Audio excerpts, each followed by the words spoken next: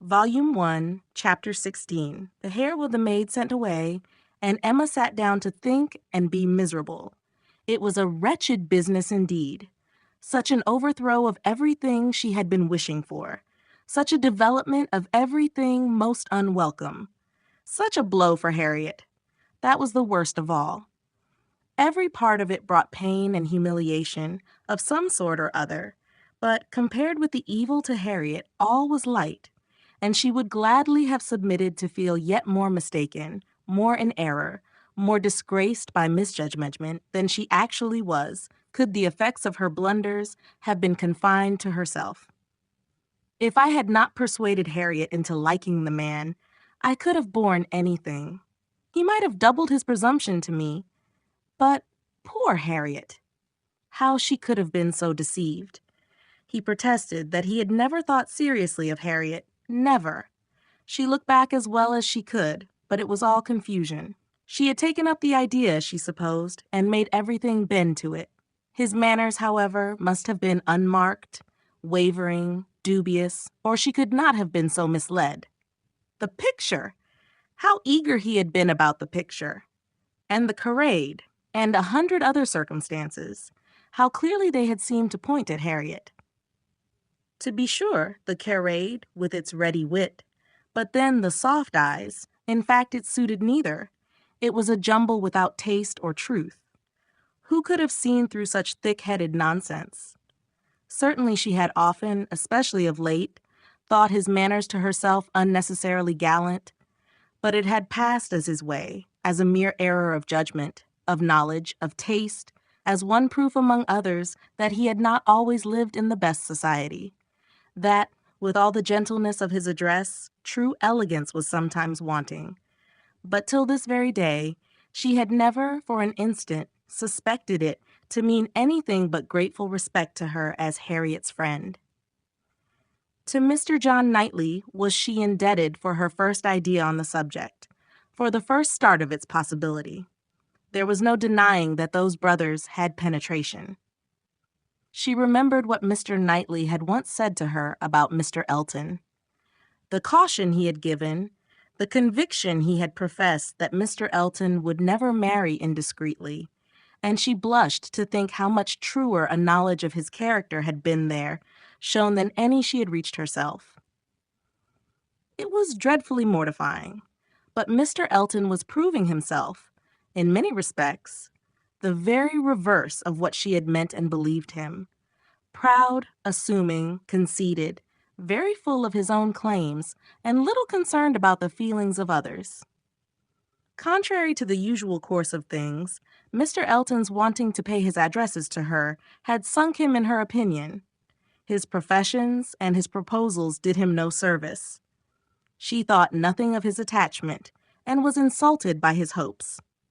He wanted to marry well, and, having the arrogance to raise his eyes to her, pretended to be in love, but she was perfectly easy as to his not suffering any disappointment that need be cared for. There had been no real affection either in his language or manners. Sighs and fine words had been given in abundance, but she could hardly devise any set of expressions, or fancy any tone of voice, less allied with real love. She need not trouble herself to pity him. He only wanted to aggrandize and enrich himself, and if Miss Woodhouse of Hartfield, the heiress of 30,000 pounds, were not quite so easily obtained as he had fancied, he would soon try for Miss Somebody else with 20, or with 10.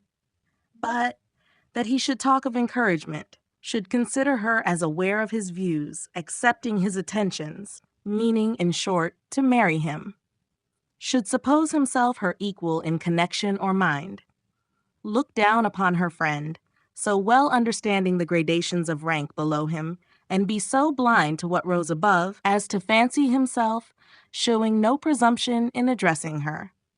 It was most provoking. Perhaps it was not fair to expect him to feel how very much he was her inferior in talent and all the elegancies of mind.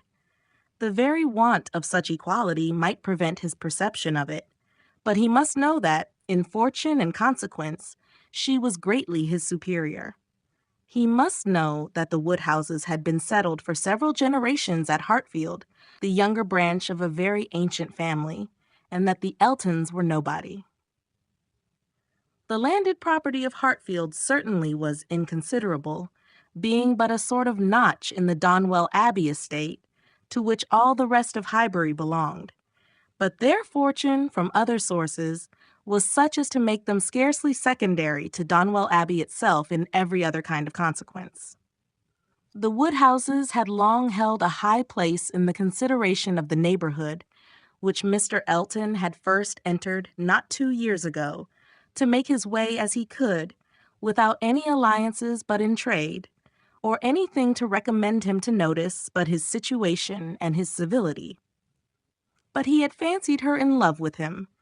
That evidently must have been his dependence, and after raving a little about the seeming incongruity of gentle manners and a conceited head, Emma was obliged, in common honesty, to stop and admit that her own behavior to him had been so complacent and obliging, so full of courtesy and attention, as, supposing her real motive unperceived, might warrant a man of ordinary observation and delicacy, like Mr. Elton, in fancying himself a very decided favorite.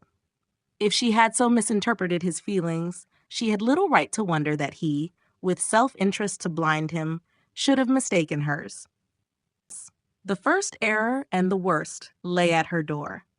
It was foolish, it was wrong, to take so active a part in bringing any two people together. It was adventuring too far, assuming too much, making light of what ought to be serious, a trick of what ought to be simple. She was quite concerned and ashamed, and resolved to do such things no more. "Here have I," said she, "actually talked poor Harriet into being very much attached to this man. She might never have thought of him but for me, and certainly never would have thought of him with hope if I had not assured her of his attachment, for she is as modest and humble as I used to think him. Oh, that I had been satisfied with persuading her not to accept young Martin. There I was quite right. That was well done of me. But there I should have stopped and left the rest to time and chance. I was introducing her into good company and giving her the opportunity of pleasing someone worth having. I ought not to have attempted more. But now, poor girl, her peace is cut up for some time. I have been but half a friend to her, and if she were not to feel this disappointment so very much, I am sure I have not an idea of anybody else who would be at all desirable for her, William Cox. Oh, no, I could not endure William Cox, a pert young lawyer." She stopped to blush and laugh at her own relapse, and then resumed a more serious, more dispiriting cogitation upon what had been, and might be, and must be. The distressing explanation she had to make to Harriet, and all that poor Harriet would be suffering, with the awkwardness of future meetings, the difficulties of continuing or discontinuing the acquaintance, of subduing feelings, concealing resentment, and avoiding éclat, were enough to occupy her in most unmirthful reflections some time longer. And she went to bed at last with nothing settled but the conviction of her having blundered most dreadfully. To youth and natural cheerfulness like Emma's, though under temporary gloom at night, the return of day will hardly fail to bring return of spirits. The youth and cheerfulness of morning are in happy analogy and of powerful operation, and if the distress be not poignant enough to keep the eyes unclosed, they will be sure to open to sensations of softened pain and brighter hope. Emma got up on the morrow more disposed for comfort than she had gone to bed, more ready to see alleviations of the evil before her, and to depend on getting tolerably out of it. It was a great consolation that Mr. Elton should not be really in love with her, or so particularly amiable as to make it shocking to disappoint him, that Harriet's nature should not be of that superior sort in which the feelings are most acute and retentive, and that there could be no necessity for anybody's knowing what had passed except the three principals, and especially for her father's being given a moment's uneasiness about it. These were very cheering thoughts, and the sight of a great deal of snow on the ground did her further service, for anything was welcome that might justify their all three being quite asunder at present. The weather was most favorable for her, though Christmas Day she could not go to church. Mr. Woodhouse would have been miserable had his daughter attempted it, and she was therefore safe from either exciting or receiving unpleasant and most unsuitable ideas. The ground covered with snow, and the atmosphere in that unsettled state between frost and thaw, which is of all others the most unfriendly for exercise, every morning beginning in rain or snow, and every evening setting into freeze, she was for many days a most honorable prisoner. No intercourse with Harriet possible but by note, no church for her on Sunday any more than on Christmas Day, and no need to find excuses for Mr. Elton's absenting himself.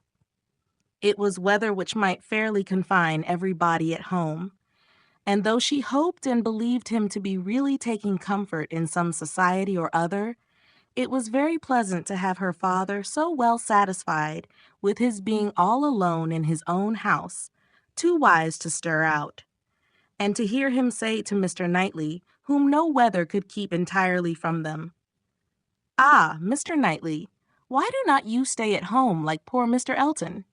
These days of confinement would have been, but for her private perplexities, remarkably comfortable, as such seclusion exactly suited her brother, whose feelings must always be of great importance to his companions, and he had, besides, so thoroughly cleared off his ill humor at Randall's that his amiableness never failed him during the rest of his stay at Hartfield. He was always agreeable and obliging, and speaking pleasantly of everybody. But with all the hopes of cheerfulness, and all the present comfort of delay, there was still such an evil hanging over her in the hour of explanation with Harriet as made it impossible for Emma to be ever perfectly at ease.